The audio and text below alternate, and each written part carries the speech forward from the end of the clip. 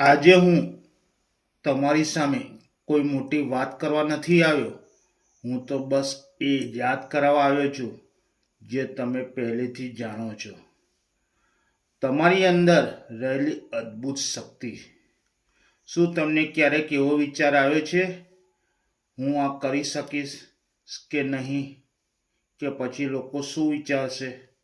જો આવ્યો હોય તો યાદ રાખો, એ માત્ર એક ડર છે જે તમને તમારા સપનાઓથી દૂર રાખવા માંગે છે. મિત્રો, જીવન એક ખાલી કાગળ જેવું છે. કયો રંગ પૂરવો, કયું ચિત્ર બનાવો, એ ફક્ત ને ફક્ત તમારા હાથમાં છે. ભગવાન કે ભાગ્ય રાહ જોવાનું છોડી દો. તમારા જીવનની સ્ક્રિપ્ટ તમે પોતે લખો. તમે પોતે જ તમારા જીવનના હીરો છો. નિષ્ફળતા એ અંત નથી, પણ નવો રસ્તો છે. મોટાભાગના લોકો એક બે વાર નિષ્ફળતા મળતા જ હથિયાર હેઠા મૂકી દે છે. પણ યાદ રાખો, નિષ્ફળતા એ સફળતાની પહેલી સીડી છે. જ્યારે તમે નિષ્ફળ થાઓ છો ત્યારે તમે એ શીખો છો, આ રસ્તો ખોટો હતો. હવે હું તમે વધુ અનુભવી, વધુ મજબૂત અને વધુ હોશિયાર બનીને નવો રસ્તો શોધી શકો છો. થોમસ એડિસન 1000 વખત નિષ્ફળ થયા, પણ તેમણે કહ્યું કે હું 1000 વખત નિષ્ફળ નથી થયો.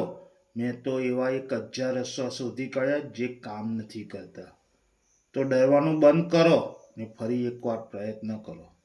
તમારા સપનાઓને જીવંત રાખો. શું તમને તમારું લક્ષ્ય સ્પષ્ટ દેખાય છે?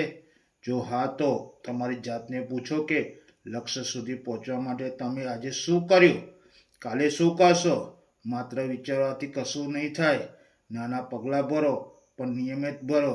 જ્યારે થાક લાગે, નિરાશા ઘેરી વળે, ત્યારે આંખો બંધ કરીને એ દિવસને યાદ કરો જ્યારે તમે તમારું લક્ષ્ય પ્રાપ્ત કરશો.